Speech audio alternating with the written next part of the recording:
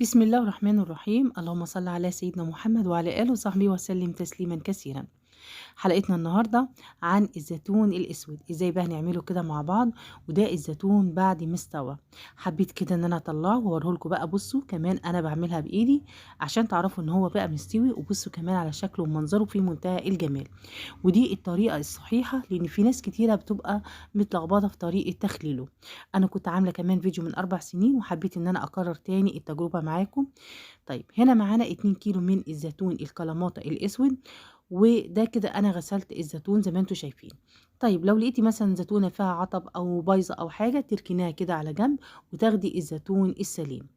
طيب الزيتونه بتاعت الكلاماتا بتكون يعني واخده شكل بيضاوي، وبيكون منها الاسود الجامد، وممكن كمان بيبقى لونها محمر او بنفسجي.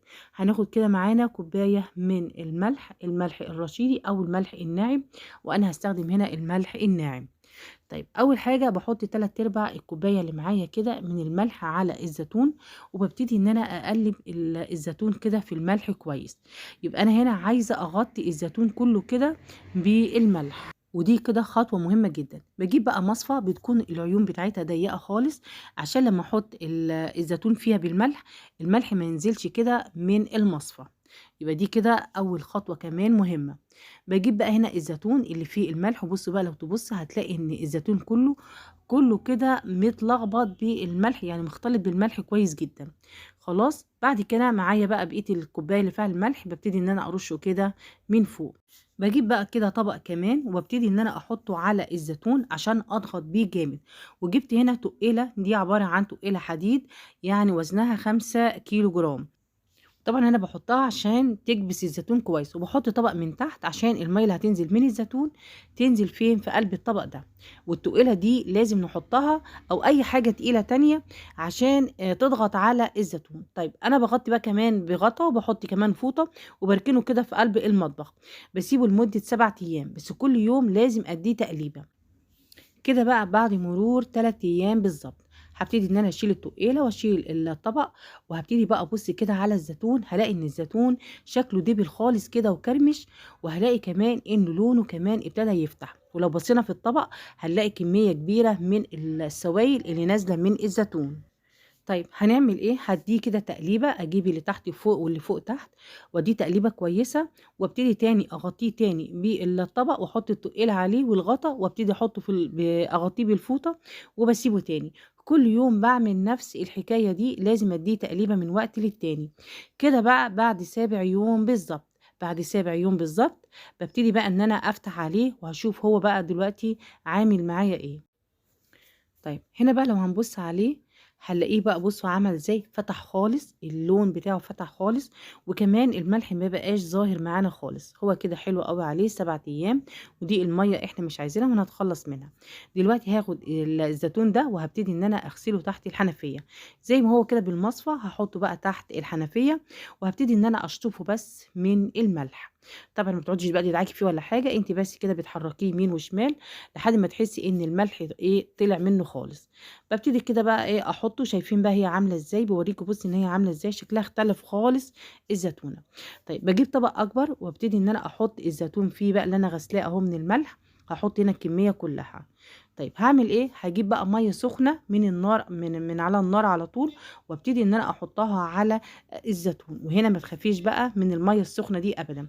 الميه السخنه دي هترجع لك الزيتونه اللحم بتاعها تاني، وتسيب بقى الدبلان اللي احنا كنا عاملينه.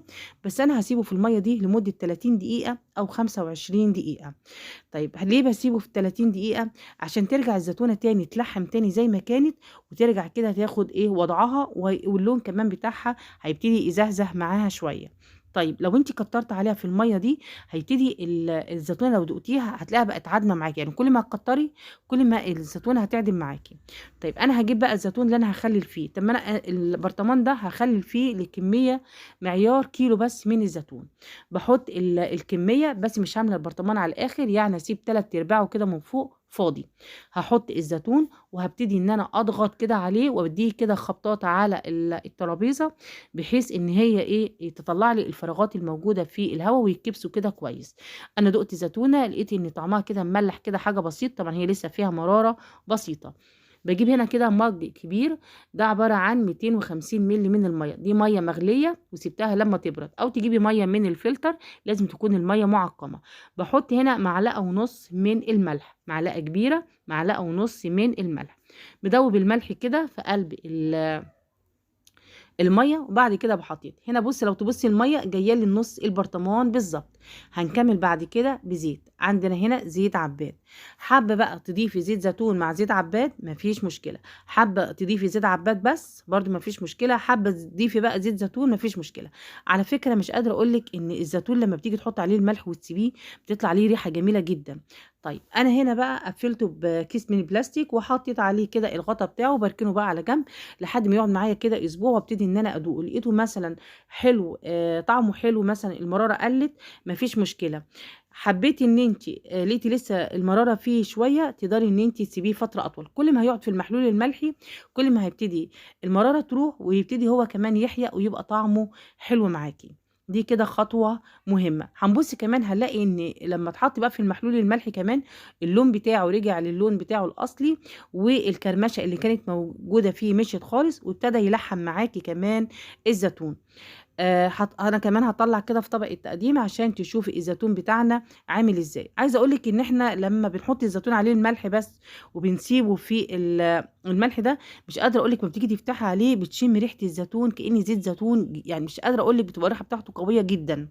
برضك هي نفس الحكاية، كل ما بيقعد بقى في التخليل بتاعه بتطلع. بُصّوا بقى شايفين اللمعة بتاعته، طبعًا ده من الزيت اللي إحنا حاطينه.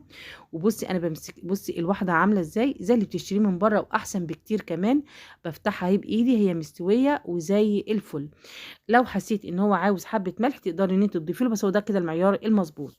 ولو أي حد عنده أي استفسار يقدر إن هو يكتب لي في التعليقات وأنا هارُد عليه إن شاء الله. والسلام عليكم ورحمة الله وبركاته.